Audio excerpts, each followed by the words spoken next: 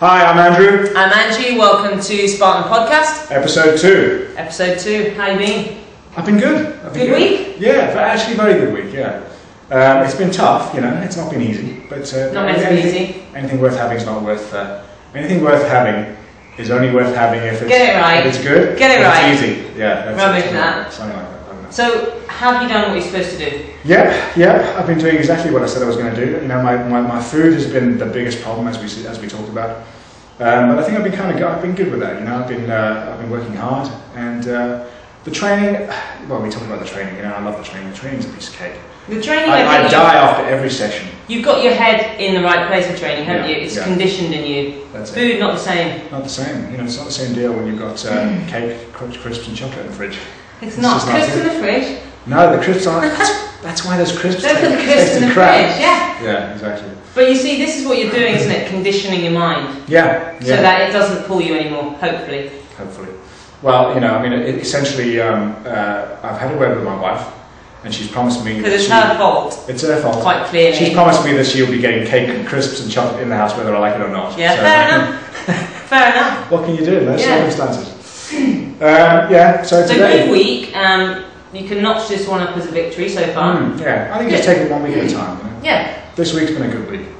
Good. So we'll see. Yeah, that's all you need, each week, one step. Today's a tough one, huh? It's going to be short, sharp today. Short, sharp. Yeah. So what have we got? We have got some nasty rowing, 250 metres I should say. Yeah. And the lovely ball slams that we love. 25 of those babies. Yeah. Straight off there, straight onto there. 5 rounds for time? 5 rounds for time, that'll make you cry like a baby, probably. I bet. Made me cry like a baby. So I hope you're ready. I think I'm ready. You think you're ready? I'm ready to go. Week 2. Come on! Come on! Come on! Week 2!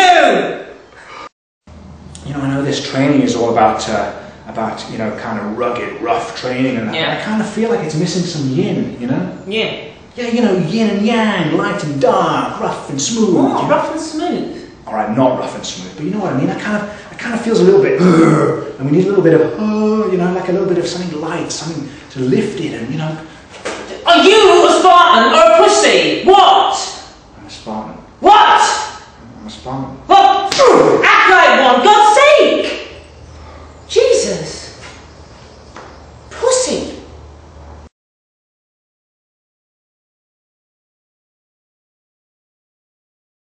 I'm ready when you are.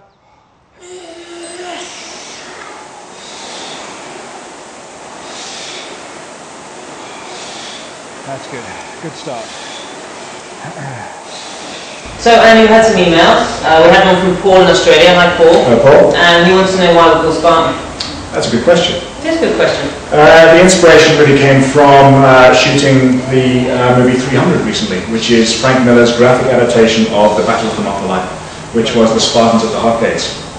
And it's also a play on words because Spartan means minimal. So it's rugged, ruthless training with minimal equipment. I mean, those guys were just awesome. I mean, just brutal. And girls, thank you. And girls. Spartan women were awesome girls. I mean, they were the only Greek women trained in physical education, and that was physical education basically meant trained for war. They were fierce. They had to protect their land, defend their land when the guys were off warring. So, you know, tough girls, hardcore. I wouldn't like to meet one of those girls in the bedroom. Yeah, I bet you would actually. No, I'm not sure I would. Yeah. But also, you know, it's about functionality. Spartans were, the Spartan body was completely functional. They never wasted time doing exercise that they couldn't use. So, you know, you take a look at these bodybuilding guys, and I'm nothing against bodybuilding. I respect them, you know. They work hard, yeah, they're dedicated people. But it's not a functional body you're building. You watch them move around, just literally moving around in a space, and you can see they're totally tied up with the muscle they've developed. Yeah, they're not powerful, they're not fast, they don't have great range of movement. They can't utilise their strength, basically. They are strong, but they can't utilise it. It's kind of useless. You know, I mean, you know, you're talking about guys that weigh a lot, and they can't even bloody pull their own body weight up, and yet they're saying I can bench press X pounds. You know, if you can't lift your body weight, you know, what's the point of having a body? Imagine if you live in a 2-story house, and you need to climb up onto a ledge. You need to pull your own body weight up onto a ledge to save your family, whatever it is. Yeah. That's a functional body. Yeah. You know? that's having fun. Well, that's what I want. I know that's what I want, is a functional body that works, that I can enjoy, that I'm, I can use and challenge it really, and have some fun and move. And I don't want to be, it's not just about looking good. We talked about this before. It really isn't. You will look good training like this. There's no way you can't if you train this way. But you also have a body that feels incredibly strong and powerful, and you're not scared to use. Yeah. It's also very good for Father's Day races that your kids score. You'll kick ass on sports day. Yeah. Yeah. That's a good thing. I'm competitive. Yeah.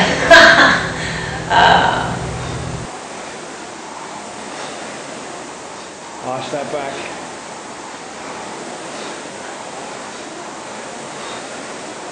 Come on, get that head straight. Look straight ahead. Dig deep.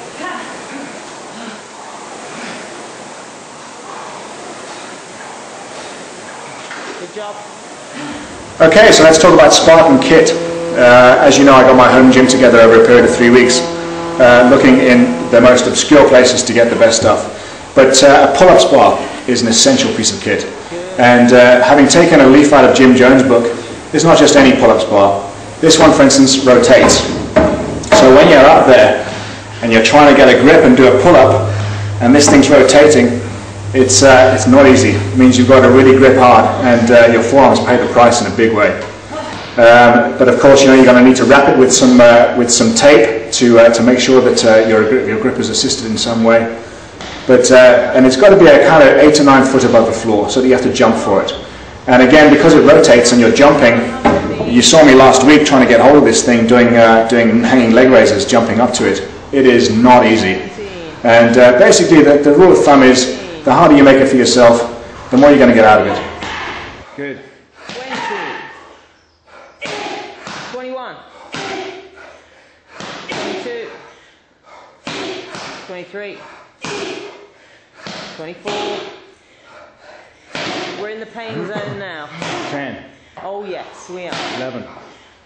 12. 13. 14. 15.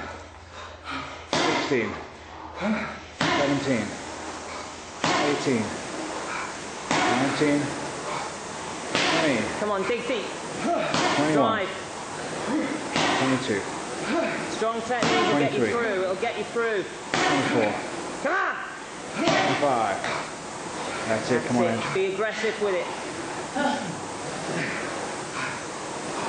Suck it up. Good stuff, Andy. Keep that head still, look straight ahead. Get your mind focused. Use the power in those. Another essential piece of kit is the low bounce or no bounce weighted ball. And you can buy these on the internet, but a short-term solution that I had to resort to was to buy a basketball. And I spent about 10 or 12 pounds on it, maybe 15 bucks. Make sure you get a good quality basketball. And I cut a hole in the valve here, and I filled it, believe it or not, with just simple gravel. Most of you guys have got gravel dryers, I'm sure. Just take enough gravel to fill the ball up. And then the key aspect here is to prevent the gravel from coming out when you're throwing the ball at the floor. And all-purpose silicone sealant is the answer. So literally just chuck as much in there as you can, just to really jam all that gravel in there together around by the hole, and that's not going to go anywhere no matter how hard you throw it at the floor. It's a really effective short-term solution to spending anywhere between 40 and 50 bucks on a ball that weighs the same amount. The basketball is filled with gravel, weighs exactly 25 pounds.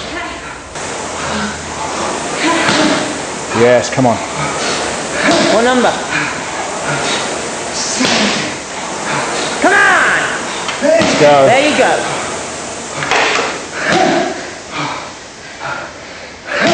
Good. Drive it into the ground. Slam that ball. That's it. Slam it. Suck the air in, Ange. Come on. Slam it. There you go.